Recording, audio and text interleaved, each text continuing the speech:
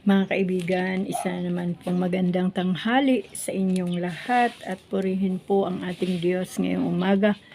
Dahil dito po sa aming lugar, sa Kalamba ay ganyan lang po. Makulimlim lang at madilim ang kaulapan pero wala pa pong ulan at wala pa pong hangin na gaya po ng nararanasan ng ating mga kababayan doon po sa Quezon. Kaya salamat sa Diyos dahil ang Diyos lang po ang nakakaalam ng lahat ng bagay na kanyang pinapahintulutan sa ngayon sa ating bansa. Ngunit magpaganon pa man, mga kaibigan, tayo po ay magpapatuloy sa ating ginagawa, yung ating Bible reading, at salamat sa Diyos dahil ngayong umaga ay muli po tayong nagising lahat. Sabi ko nga po nung nakaraan, hindi lahat ng natulog kagabi ay nagising lahat ngayong umaga. At tayo po ay binigyan muli ng Panginoon ng panibagong chance sa buhay na tayo po ay magising. At salamat po sa Panginoon dahil ang Diyos po ay napakabuti at ang Diyos po ay hindi nagpapabaya sa ating mga buhay. Purihin po ang Panginoon sa umagang ito. Salamat po sa Diyos dahil nabigyan na naman po tayo ng pagkakataon na makabasa ng salita ng Diyos at malalaman na naman po natin yung mga bagay na hindi po natin nalalaman dati. Kaya mga kaibigan, purihin ang ating Diyos sa buhay nating lahat na nandyan pa rin, handang makinig at handang magbasa ng salita ng Diyos. Buksan na po natin ang ating mga Biblia sa aklat pa rin po ng mga bilang. Nasa chapter 5 na po tayo. At sisimulan ko na mga kaibigan Ngayon po ay pang day 30 na po natin. 30 days na po tayo. At salamat po sa Panginoon. Ang mga itinuturing na marumi. Bilang chapter 5. Sinabi ni Yahweh kay Moises, ipaalis mo sa kampamento ng Israel ang lahat ng may ketong, ang mga dinudugo at ang lahat ng naging marumi ayon sa tuntunin, pati ang mga napadaiti sa patay. Wala kayong itatangi, maging babae, maging lalaki.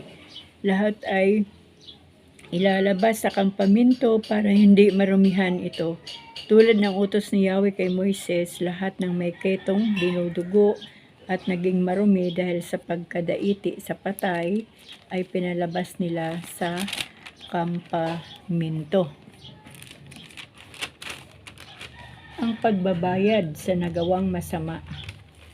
Sinabi ni Yahweh kay Moises, sabihin mo ito sa mga Israelita, sino mang gumawa ng hindi mabuti sa kanyang kapwa, maging lalaki o babae, ay lumalabag sa kalooban ni Yahweh at dahil dito nagkasala siya. Ang kasalanan ginawa niya ay kanyang kikilalanin, pagbabayaran ng buo at papatungan pa ng katumbas ng 5 bahagi nito.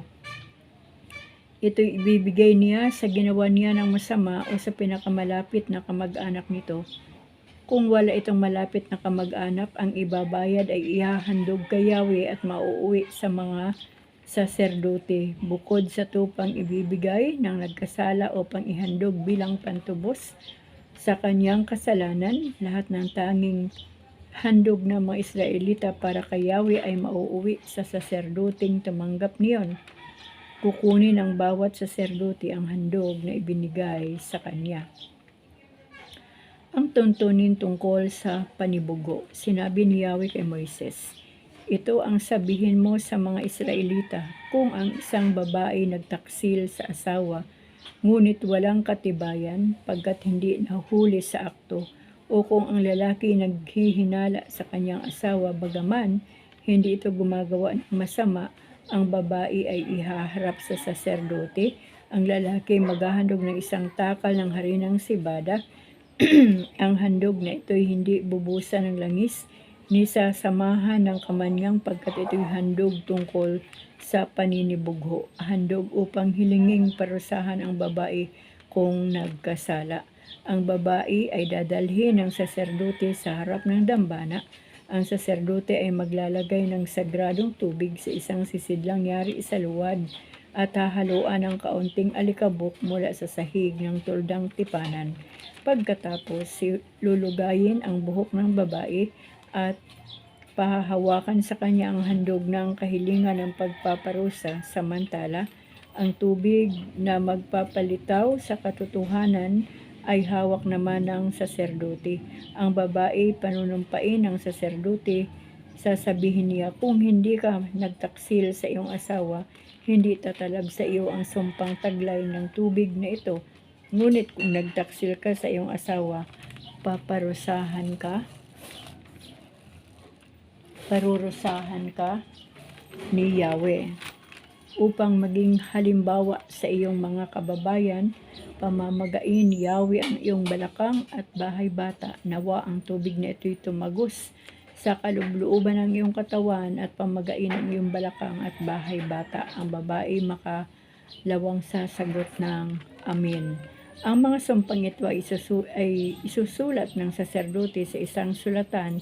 Huhugasan ito ng tubig ng kapaitan at ipaiinom sa babae ang pinaghugasan. Pagkatapos, ang handog tungkol sa panibugho na hawak pa ng babae ay kukunin ng saserdote, iaalay kay Yahweh at ilalagay sa altar. Ang saserdote ay kukuha ng isang dakot na harina mula sa handog at susunugin ito sa altar. Pagkatapos, ipaiinom sa babae ang tubig ng kapaitan.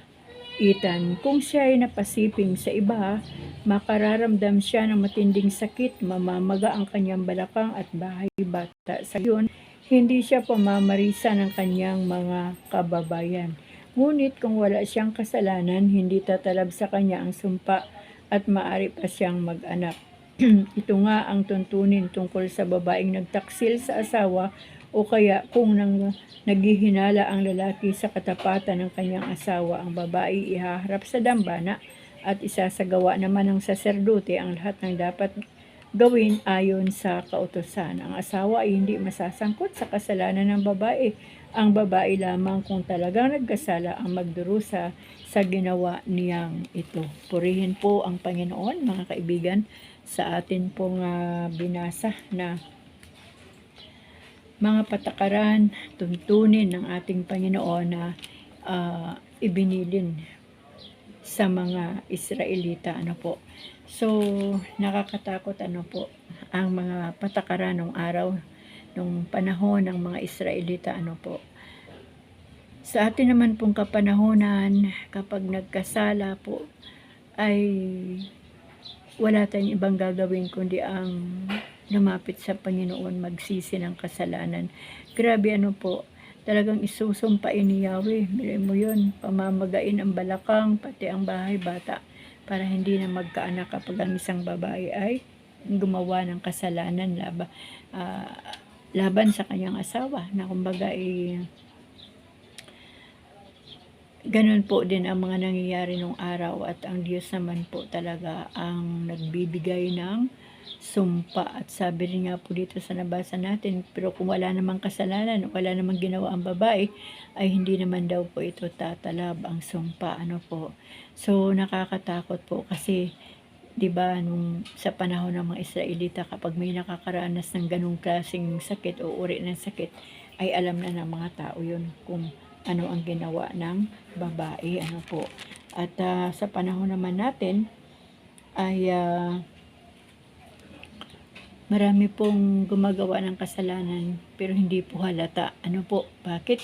Kasi iba na po ang patakaran natin ngayon kaysa patakaran ng araw sa buhay ng mga Israelita. At dito po ay nakita ko rin dito sa una nating binasa sa mga unang verse 1 and 2, yung mga tuntunin ng Panginoon naman sa mga may sakit. Sabi po dito, ulitin ko lang ito ipaalis mo sa kampamento ng Israel ang lahat ng may ketong, ang mga dinudugo at ang lahat ng naging marumi ayon sa tuntunin, pati ang mga napadaiti sa patay. Wala kayong itatangi, maging babae, maging lalaki, lahat ay ilalabas sa kampamento para hindi marumihan ito. Grabe po. pag nadaiti sa patay.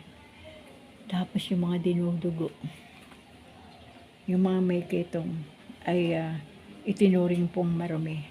At magpasalamat po tayo sa Panginoon dahil sa panahon ito, kahit anong klase pong sakit ang mga meron sa mga tao ay hindi po sinasabi ng gobyerno natin na dalhin yan sa isang lugar at doon yan sila lahat ng mga may kitong, lahat ng mga dinudugo o lahat ng mga may cancer, lahat ng may mga sakit na gaya ng mga diabetic, kumbaga iba't ibang uri ng sakit. Kumbaga salamat sa Diyos kasi hindi na ganun ang patakaran ngayon sa ating kapanahunan.